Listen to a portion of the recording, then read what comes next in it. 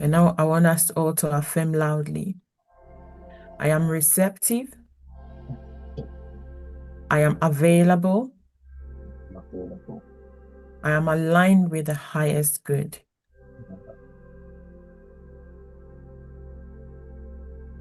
In the spirit of divine entities bearing this work, we welcome transformation, not just for ourselves, but for all souls and all humanity. Now, before we move on, I want us to observe silence, going deep into ourselves, hearing what God is saying within us.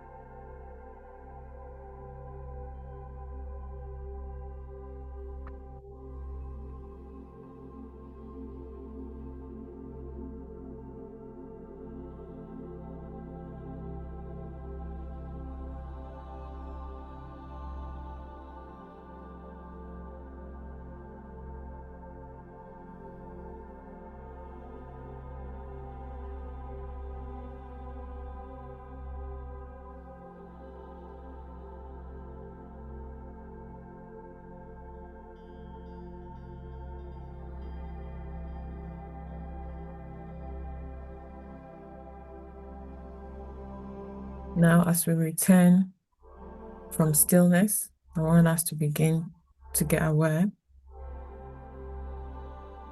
We bring with us an awareness of our purpose, and we bless this service, everyone listening, and the speaker, and everyone who will share.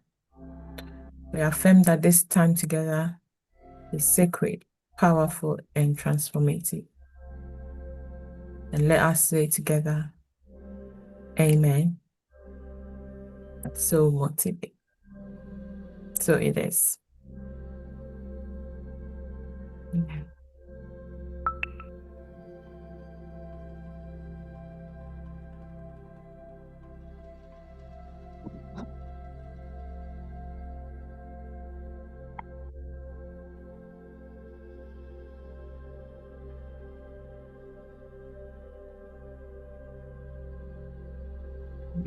In a discussion with a friend of mine, well, we in fact, welcome to this morning's flow service. Wi-Fi Sacred Flow. We are continuing with the topic we started last week. Transmuting sexual energy.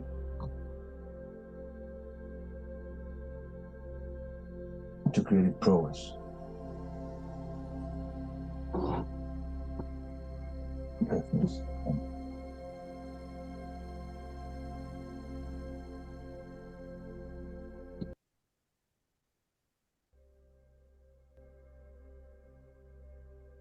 Transmuting sexual energy to create prowess.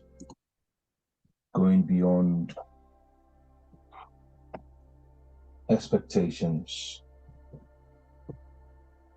and fantasy.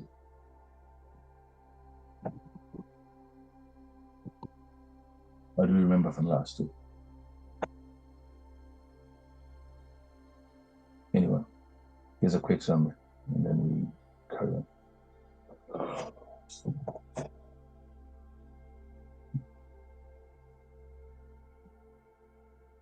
I think from last week, we talked about how one can use that energy if, for instance, to transcend maybe their physical needs or their flesh. That's from what you said. That's how I understood it.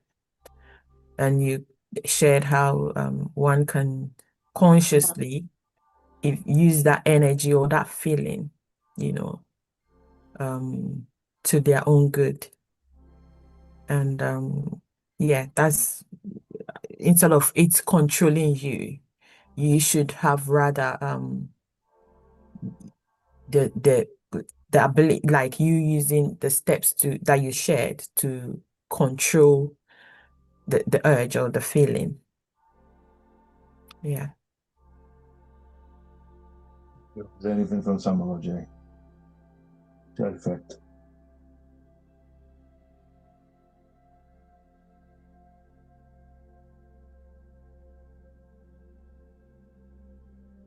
Anything from you, Samuel?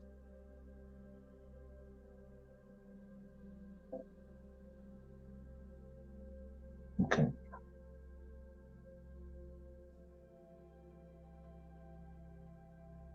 So I'm gonna chat with someone.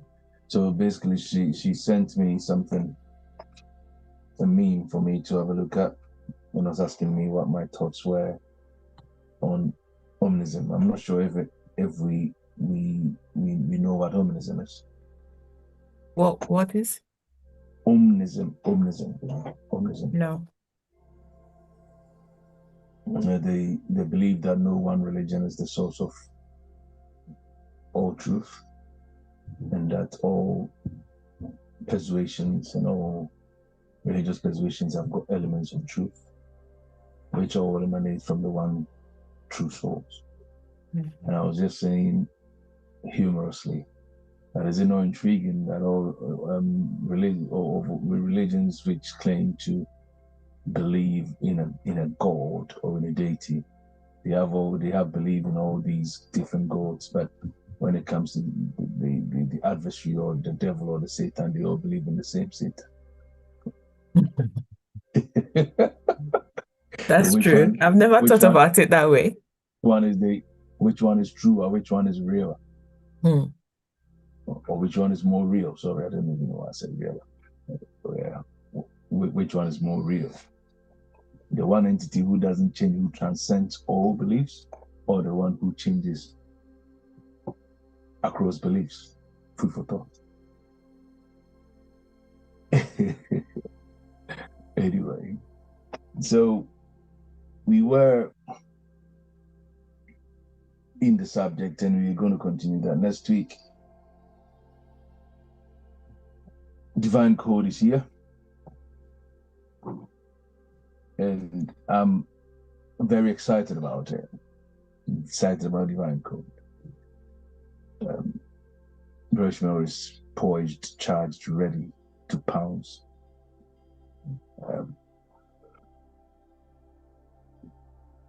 And to deliver.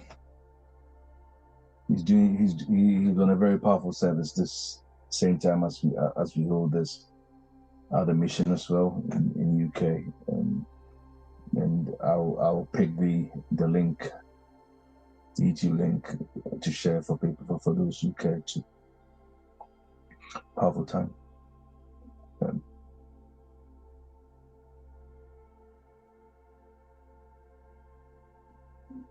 I did indicate yesterday, I mean, that last week, that sexuality and spirituality cannot be separated. They belong in the same space, they belong in the same sentence. And often when we have what we define as a sexual urge, the rush, the intensity of desire that we feel,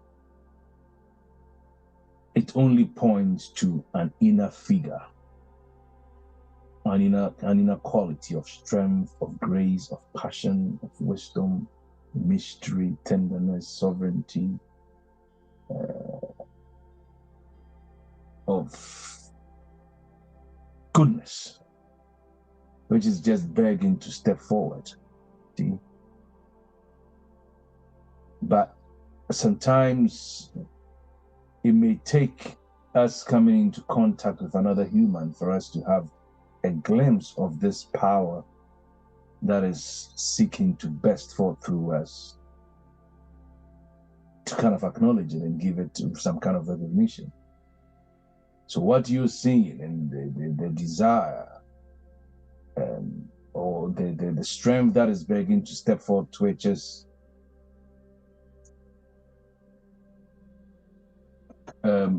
just bear with me a second.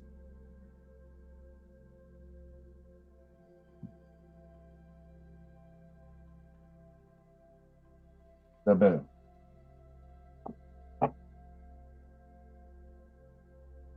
Probably the glare or the reflection. I may have to take my glasses off for now. Is that better? It's just the glare from the computer.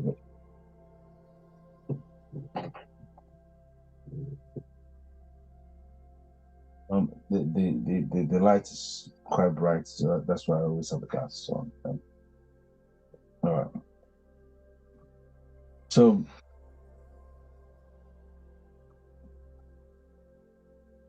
that which is begging to step forward in us, which shows or which manifests that burning desire or that yearning, that sexual desire, that sexual yearning.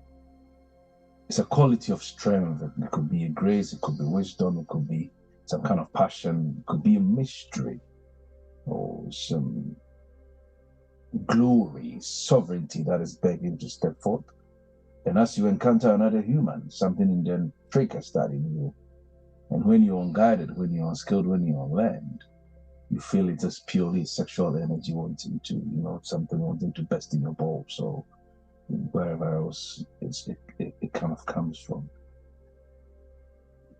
And when we attempt to possess the person who is inciting or igniting this in us, instead of integrating with the quality that is begging to be expressed, we become dependent on that person. So when we don't see them, we get uneasy, or when we see them, our emotions go wild and they go all over the place, because we have made the opening or the door the room. You see, it's just meant to open up something in you that is begging to be birthed. It's not just a stimulant for sexual exploit. And it's important that we get that. It changed me when I began to realize it.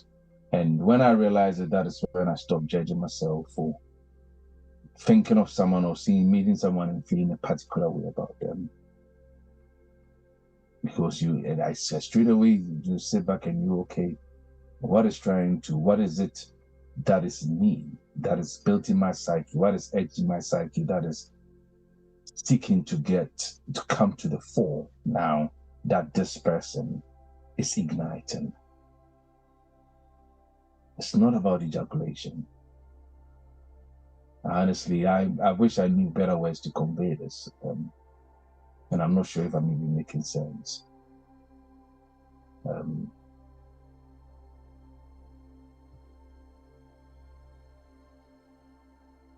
So the effort should be made, or what's it called, should be to integrate this quality in yourself and give expression to this quality within you, rather than making the other person or making the other person an object to possess. So, this person is igniting this in me, so I need to have them for myself, so that I can always constantly draw that feeling out of them. It goes beyond that. So what we need to really practice owning is to re-own that projection. And as we have this understanding to re-own or to own this projection, it makes us less desperate and rather creates in us more magnetism or more attraction or more powerful. Because you're no longer making someone else responsible for holding what is already yours. The strength is yours, the grace is yours, the passion is yours, the wisdom is yours, the mystery, the sovereignty is yours. It's not the one who is pointing you to it, that you've now made an object to possess, so that you can constantly get that feeling.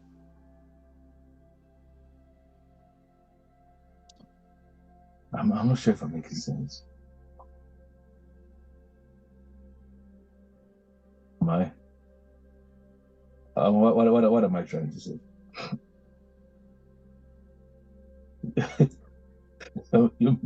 I just know what you're trying to say. Did you ask what you're trying to say? Yeah, what do you think I'm trying to get across? I think you're trying to share that one needs to detach from the feeling, like it's more like using this the sexual energy, right?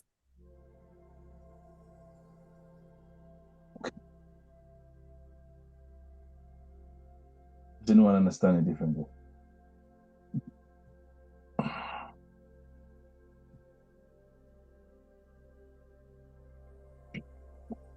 It's quiet in here. Does anyone understand it differently? Because I It's recall. quiet because K is not here. So you recall I shared this with us last week, that just briefly begin with that sensation that you're feeling at that moment. Breathe and identify the location of this pull or this surge. Where in your body are you feeling it? And I remember Kay said it's growing stupidly.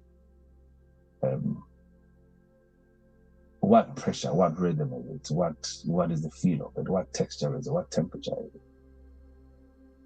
And stay with it for a few minutes, a couple of minutes without movement, without action, without trying to let go of it, without trying to control it, without trying to repossess it or anything of the sort.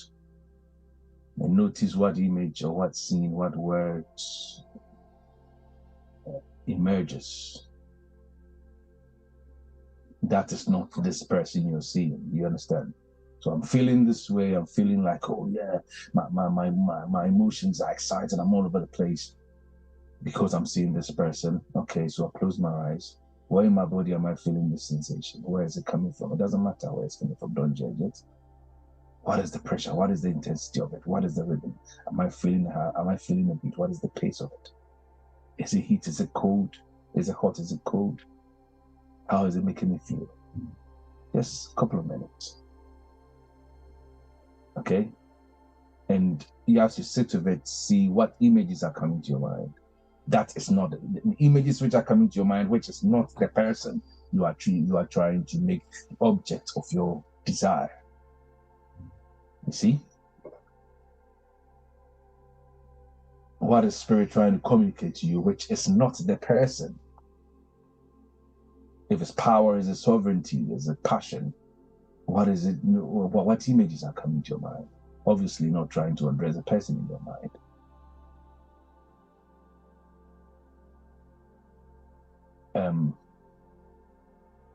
Sorry, I think Breben put something in the chat. Let me see.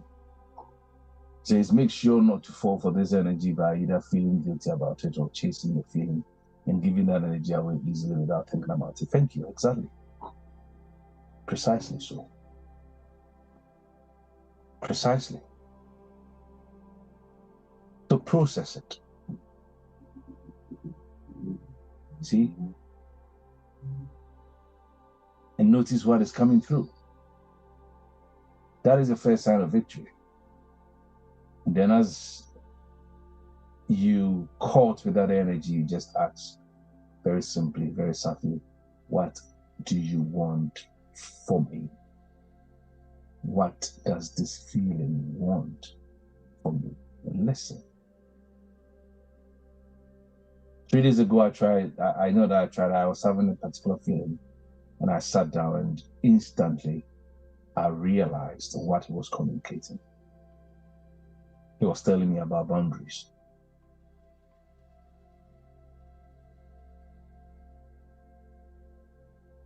Okay? And I appreciated it for what it is. And when I came to that acceptance of what it's communicating, you now become in control of the energy rather than the energy driving you. See? And it's key, particularly as young people.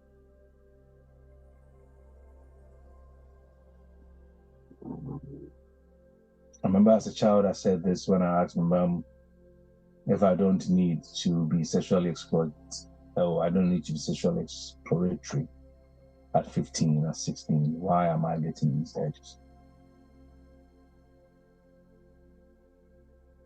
She didn't give me a very, thinking about it now, she couldn't give me a very sensible answer. Not that my mom is, it's not sensible, no, but she didn't know better. See? But now I know why. So to train my discipline,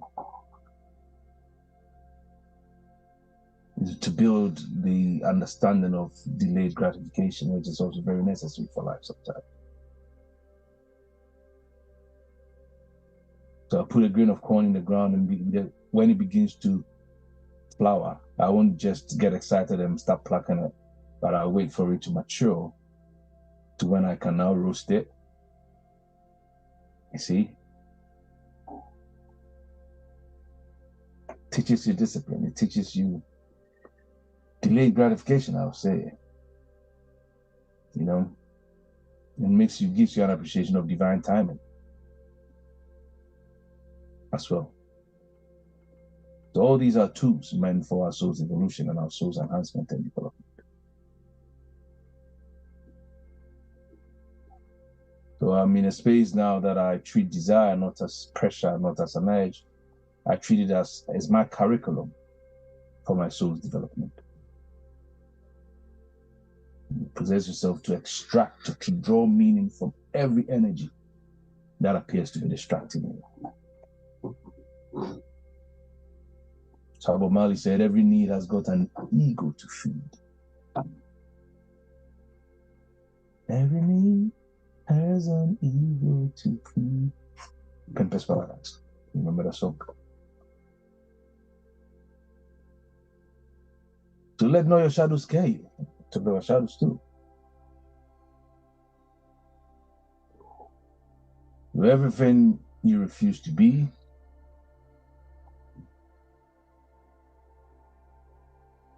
is what shows and lurks as your shadow.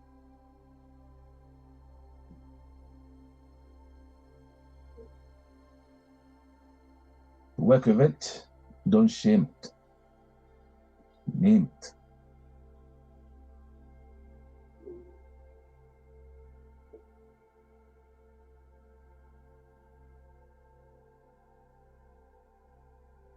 Where you are in a place where it appears that your feelings are choosing you rather than you choosing your feelings. It's your energy. Use it. Learn to harness it.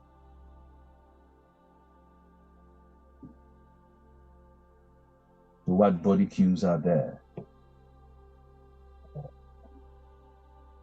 How do I know sometimes you feel a certain way and all of a sudden you feel tightness in your chest, the solar plexus relax, you feel some tinglings in your waist and in your groins.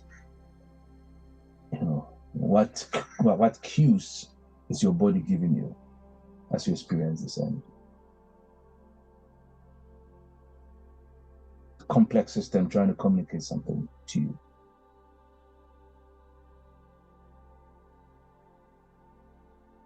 And when you learn to integrate this, that is where you purify desire from a place of compulsion into a place of clarity and refined energy to be used for your soul's expansion.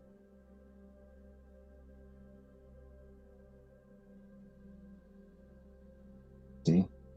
It's not about cursing the desire, it's not about feeling guilty about it, as Ababa said. It's not about destroying one end so that you exalt the other end. Balance is key. To holding, I call it holding two poles until a third pole emerges.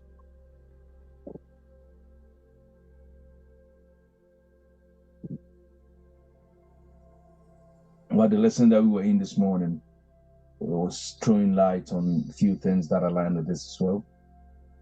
Where you come to a place where your courage has a tender spot, or your courage has a tenderness about it. Where your power has some kind of receptiveness about it. Where your intimacy has at its core responsibility.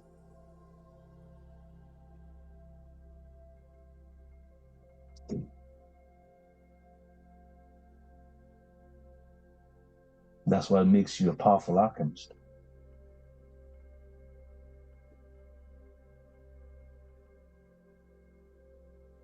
Yeah, exactly.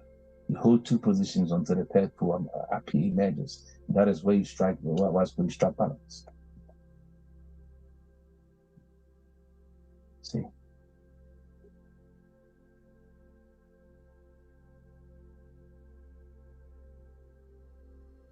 I'm a student of Freud, and I think of all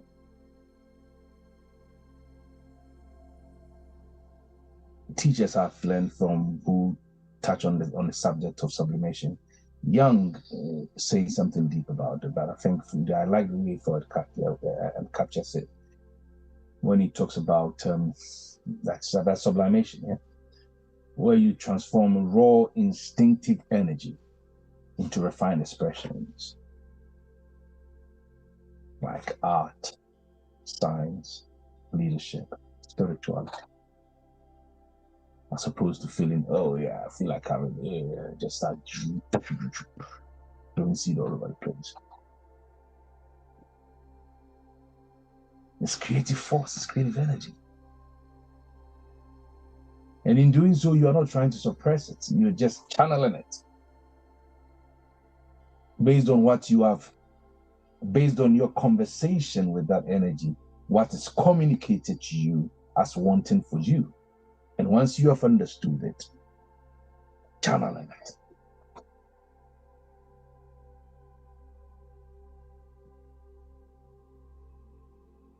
I call it conscious redirection. You converting that desire into a discipline, converting your lust into legacy. You see, I was thinking about this last night. It's something that I've thought about a few times. Awakened people struggle most with lust. And I've understood why. Because it's all these energies that are bubbling inside of you that are seeking for you to channel them into a higher space of awareness. And when you don't understand it and you think it's all about just jizzing about, you miss it.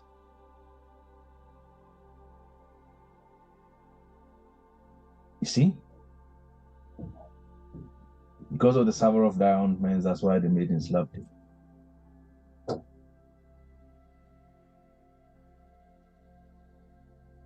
Redirect it into a legacy.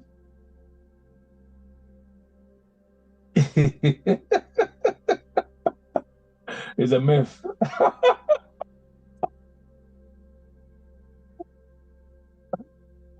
I've come to that acceptance. The blue balls is a myth. Same as there's nothing like, I said that last week, like persistent horniness that's never going away. No, it's not that the feeling is not going away. You are not letting it go. You are just holding to it and nursing it. That's all it is. If you want to let it go, you can let it go. But because you feel like, oh, if it doesn't happen, then I'm doing. If it doesn't doesn't happen, then I'm exploding. I'm imploding on the inside. So it's you who wants to release it that way. Cold shower, it will disappear.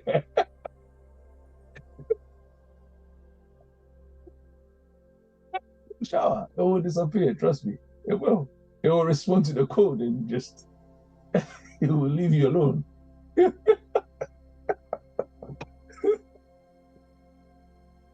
You can beg to differ without humility, but it's just the awareness that has hit me. Yeah, it's not a matter of carry forward. you just choose to nurse it and not wanting to release. You don't want to let it go until you have released. That's why you feel that pent up, that pressure in those places. That's all it is. It's nothing. It's absolutely nothing. Nah, I don't accept that. If you decide to release it, you'll be free. You know? So that's where I agree with Carl Jung when he says that libido is just psychic energy. It's not it's not sexual. It's mystical. It's only symbolic of psychic energy that is seeking to integrate into your wholeness. That's all it is.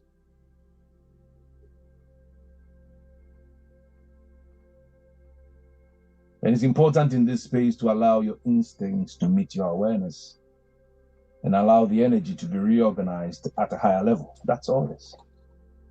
I'm not saying that you shouldn't have sex. No, I'm not saying that. I've not said that. But what I'm trying to say is not every sexual urge is seeking for a sexual release.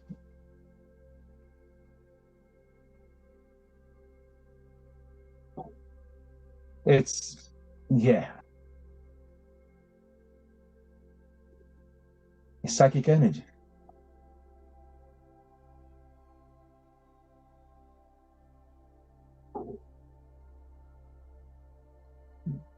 And I mentioned what Napoleon Hill says because I think the concept of sexual transmutation is one that I picked from Think and Grow, which I was saying last.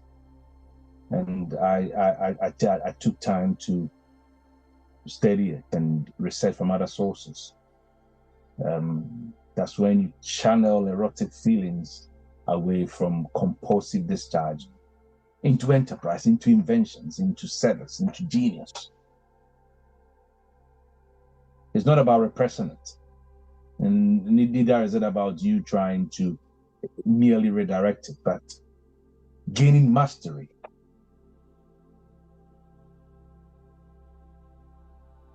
While your lips are doing you, can be. What are you trying to say? Won't life be easier if you just let it? Well, if it's easier for you, then that's fine. But I'm just I'm trying to just say, saying. this is energy that is seeking to explore itself through other avenues of creativity. Don't just put it all through the toilet, or don't channel all of it through the womb.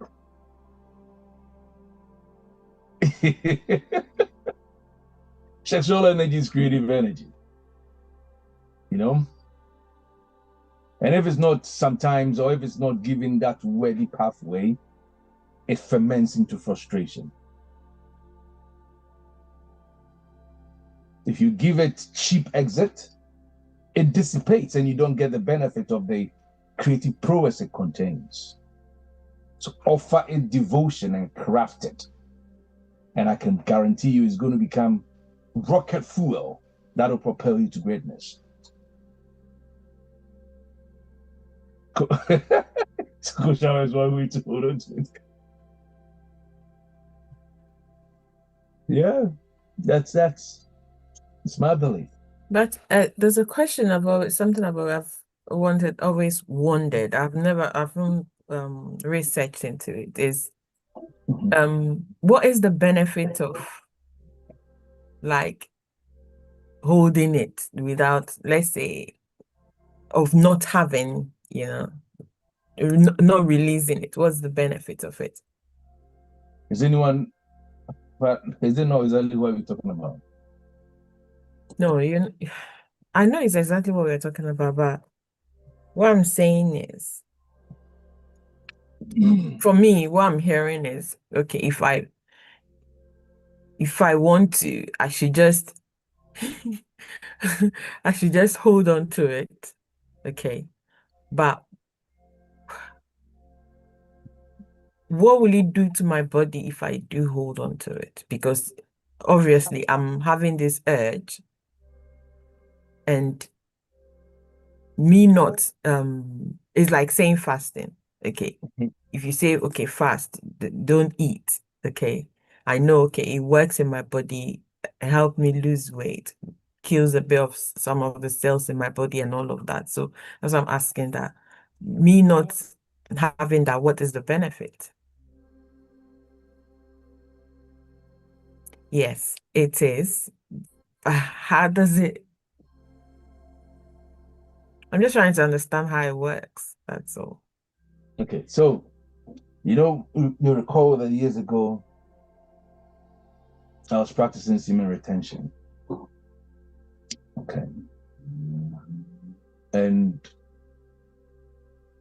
I understand. See, okay, so Baba is saying, and also opens the third eye. Okay, I think, okay, yeah, could be, yeah.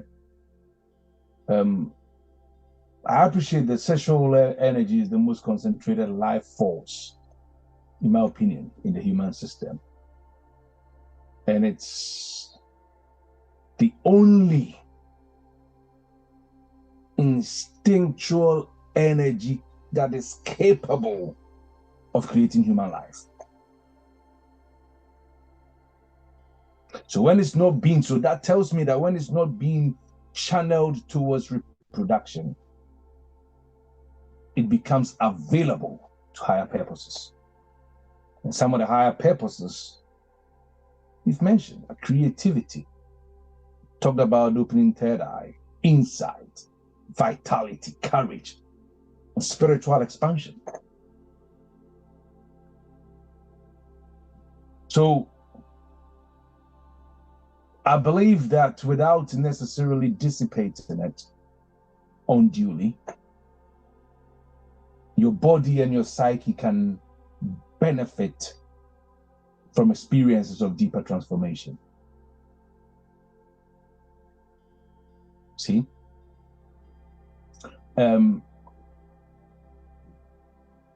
Loosely or vaguely, it's something that I've looked into. So I can talk about when we talk about like increased physical energy, increased vitality. Athletes have proven it. Athletes in their prime, those of like tons of reservoirs of testosterone, and if it's not dissipated through unnecessary sex, you get powerful, more powerful, you get stronger, and you perform at your peak. There have been evidence and records of coaches encouraging high-performing athletes to hold off sexual activity over certain periods during competitions. And there is a reason of that. There is a reason for that.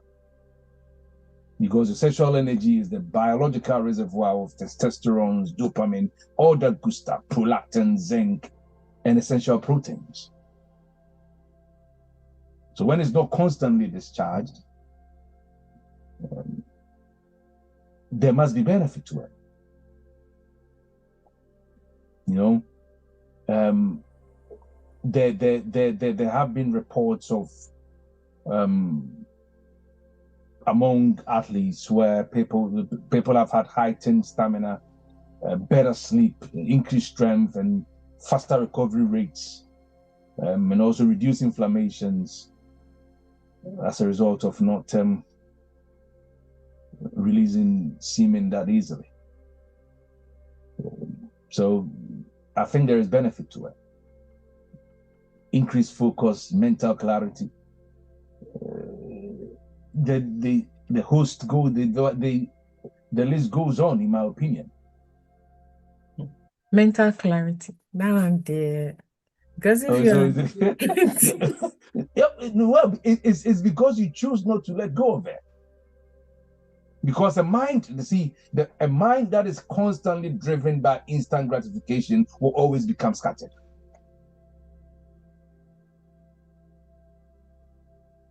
So if you're channeling it and you are retaining it and channeling that energy, you stand to benefit from laser focus sharpness. It is a fact. Unless you want to argue that. Huh? If it doesn't get out through your balls, it will enter your imagination. It will go in your brain. It will feed your brain cells. It will feed all the intuitive layers of your of your imagination. And you benefit from intense creativity. Your ambition will solve, purpose will become intensified, in my opinion. You know? And history and science has proven that inventors and mystics and leaders across time have benefited from the use of sexual energies for as an inner fuel and as an what's called as an inner fire. So you think of it, there's so many spiritual persuasions where leaders and gurus and all of that they have prolonged periods of abstinence. There must be a reason for it. It is creative energy. I'm not saying don't have it, but I'm saying sometimes utilize it, channel it. And the caveat is also, as we mentioned the last time, even when you are having what we call orgasms and that is also a creative period. So you can channel that. We've talked about this before. When you're in the space of you've got something that you want to achieve together, can bring that into focus and use that to kind of seal it, to drive it, to re-etch and re-embed it into reality. So, in the truth of the matter, I've realized I feel more charismatic when over periods I don't have sex. Personally.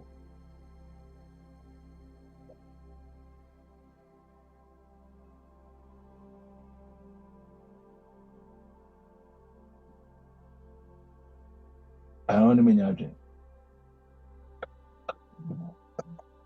I'm not hearing you if you're muted.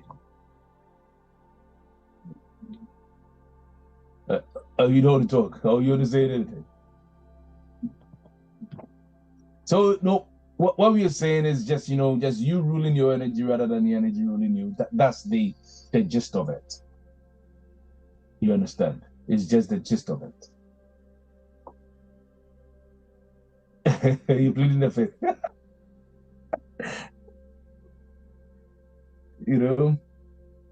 Are there any more questions?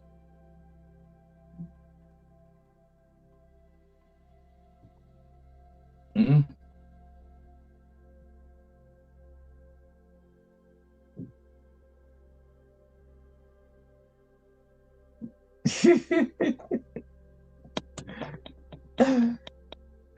So like I just want to touch briefly on some signals, and then we wrap up for today. For today, after Divine Code, we'll pick this up again.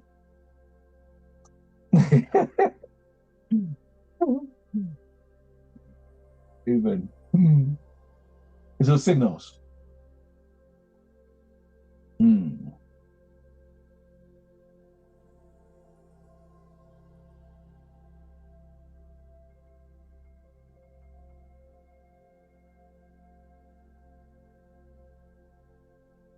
So when attention is, when attraction dawns, when attraction hits like lightning. We've touched briefly on archetypes in the past. Just name them. Is it a savior? Is this a maker? Is this one a hunter? Is it a healer or the wounded? Naming it reduces the trance. So if you're feeling a particular way, just put a name to it. If you put a name to it. Is this trying to destroy you? Is it trying to build you? Is this trying to heal you? What state am I in now that I'm feeling this? Is this healing energy? Or is this trying to wound me? Is this trying to escalate me? Or is it trying to slow me down? Is it trying to muse me? Is it trying to make is it trying to make me? Is this my cash cow? Exactly. It's exactly that. Where I find myself now that I'm having this signal or this intensity of attraction, What is it trying to do to me?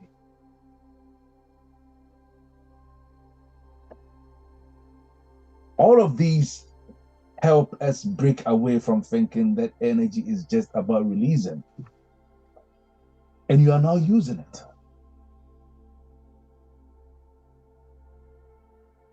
You see? If a pattern keeps returning in the same costumes, then we need to pay attention to it.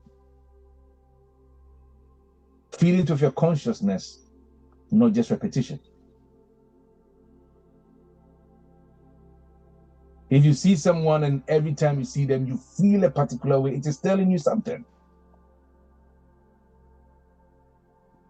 Or every time thoughts of a particular person or a particular thing, it can even be a thing, hits you. If you feel a particular way with that thought, it's communicating something. It's expanding something in your consciousness. It's not just for the sake of it.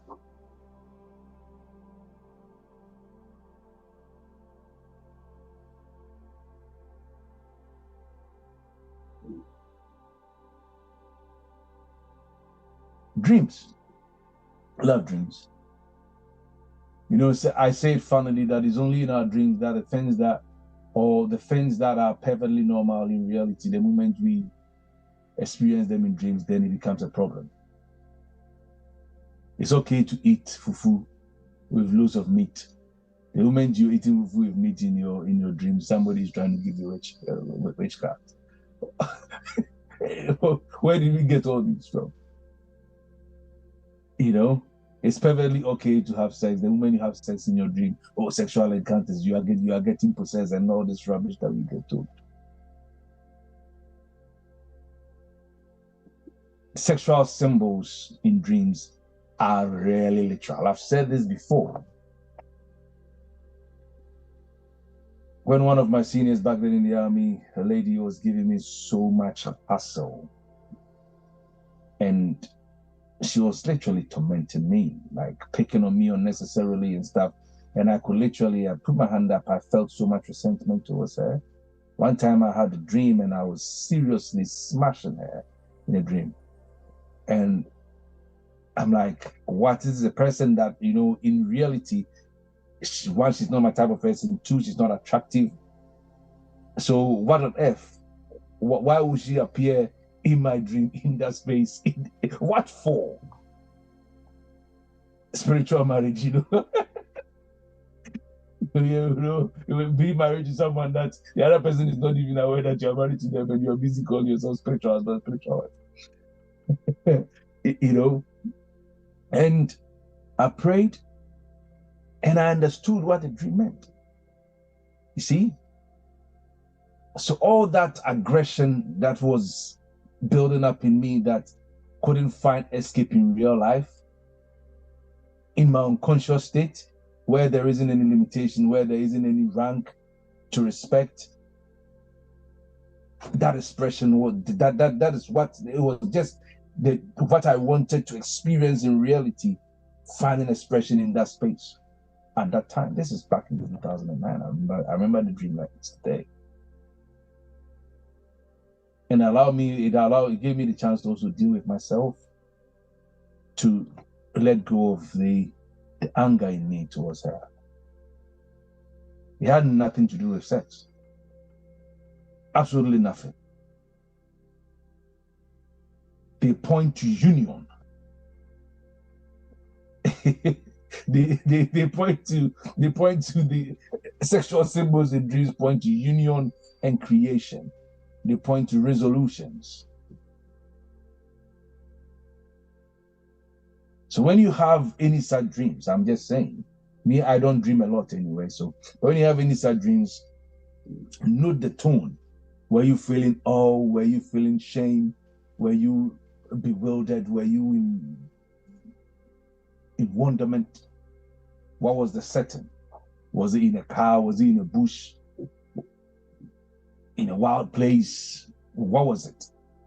Were there any obstacles? Was it like danger sex where you are trying to make sure that someone doesn't bump into you? What was it?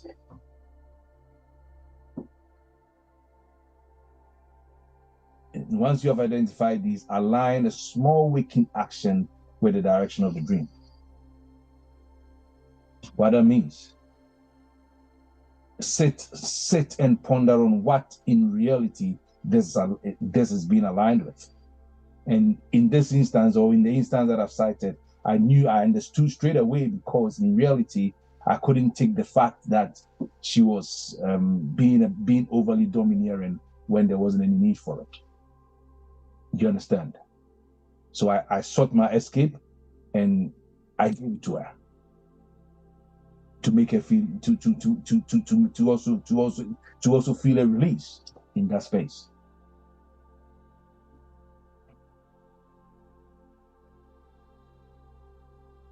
And when we sit with this, you realize that the unconscious will respond with more guidance. When we are not panicky about what we've seen in our dreams, and we just sit still and kind of listen to what spirit is shining through with us and for us. Let me end it here. I'm feeling like this session is going to go on for a while. Oh yeah. She did. So and I think she changed because I changed as well. You see, it gave me the opportunity to have a deeper reflection, and even though I wasn't physically or visibly aggressive to her, I would, like before then, I would see her and I would not look her direction. I wouldn't even try to smile at her. I'll see her and I'll walk on and stuff like that, because you understand. Then my attitude of resentment was making her even want to be more disgusting towards me. And when I changed and I started being nice, even when she was being unruly towards me, the situation started changing. She was called Sarah. Yeah. I'm not going to mention her surname because, yeah. So just one of those things. So sometimes sex in dreams had to do with power as well. Power play, authority. Anyway, any question? The solution is to have that dream, baby.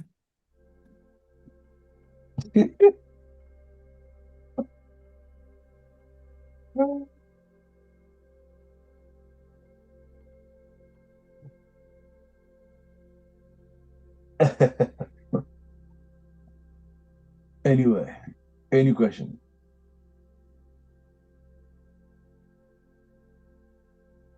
Are there any questions?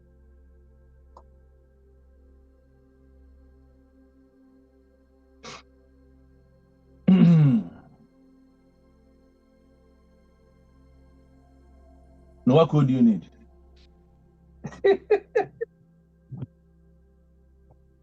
Divine code.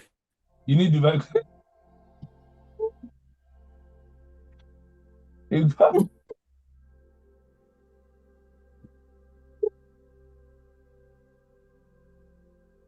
Have fun.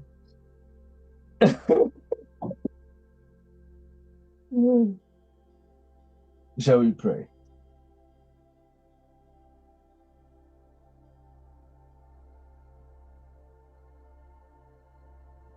Ah.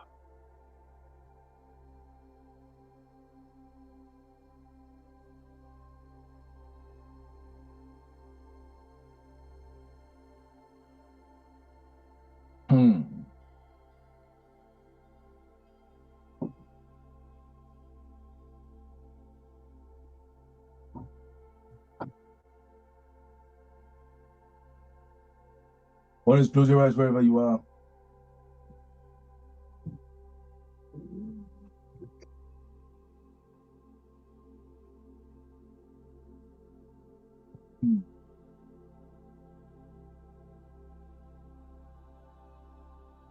Just enjoy your breath even in this time.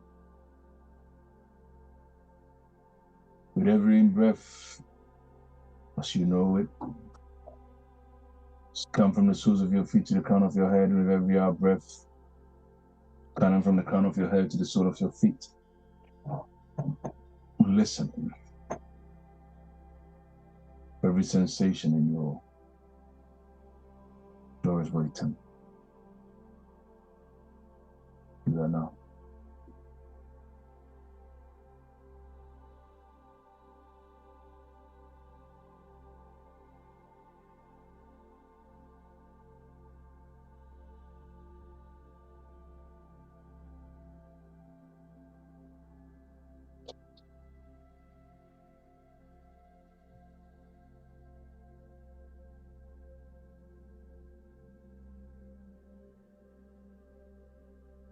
You look at yourself in the middle of your chest.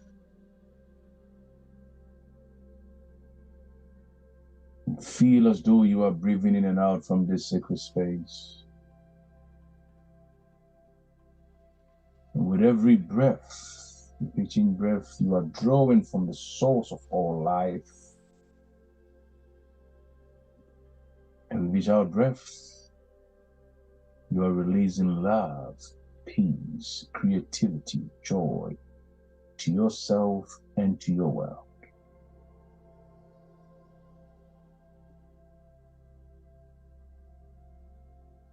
And allowing this breath to carry you to a place in spirit where you were already whole, where you are already complete, where you do not have any need of becoming. You simply remember.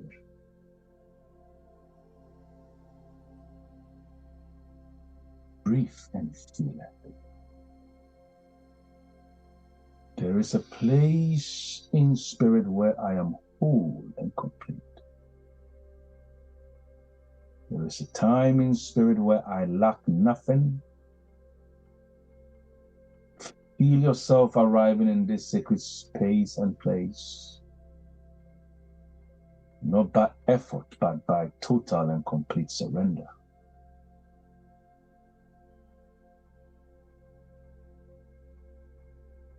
In this place, you are not trying to visualize it, you're not trying to imagine it.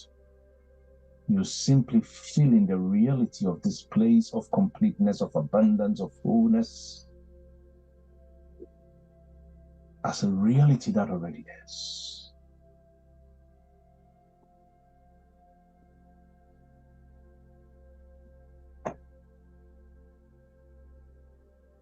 And as you enjoy this reality, just say silently within, thy kingdom come, thy will is done. Just feel it. God is the sacred divine energy that is alive and alert in you. It's not separate from you, it's not distant. The divine is never outside of you. It's integrated with you as you. You are the portal through which heaven enters the earth. With every breath, embrace this light. With every out breath, radiate this light into the world.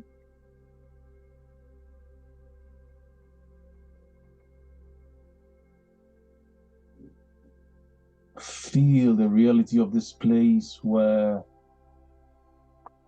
you are the channel through which blessings are coming. Allowing your awareness to expand beyond your body, into your family, expand into your nation, the country where you belong, to the continent, to the earth, to all the galaxies, and the entire cosmic expanse.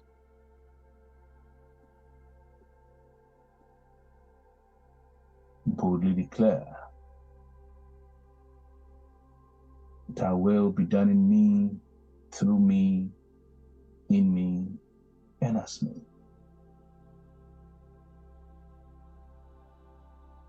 The fate of the universe has brought us here. You are here by the collective power of the entire universe.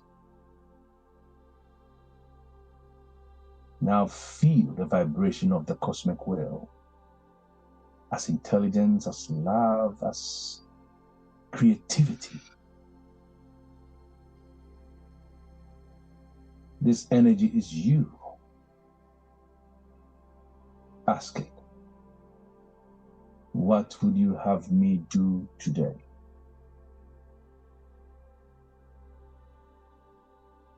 That your will be fulfilled. Just sit with us for a couple of minutes. Receive the impressions, receive insights, receive that assignment, receive that divine charge. The universe does not forget.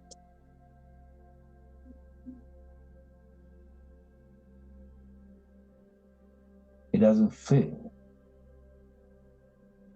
And for that reason, you can't fail. Desire will not fail you.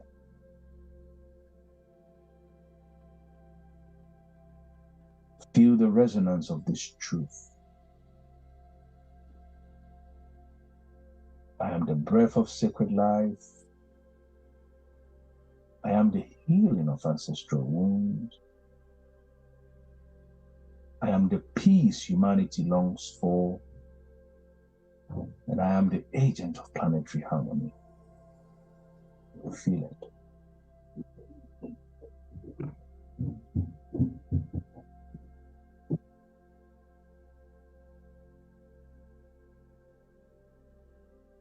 Now scratch your left knee and your right knee. Feel the differences in sensation. And when you're ready, softly open your eyes and carry this truth and sacred presence with you.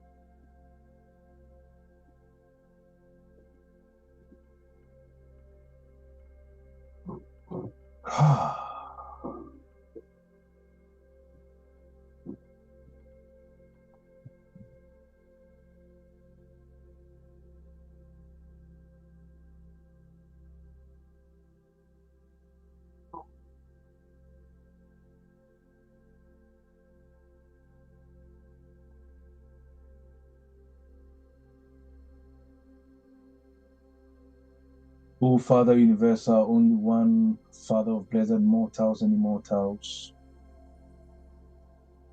thou hast specially created powers who are marvelously like thine eternal thought and adorable essence, establishing them superior to the angels who announce to the world thy wishes. Finally, you have created man in a third rank in our elementary empire. There our continuous employment is to praise thee and adore thy wishes.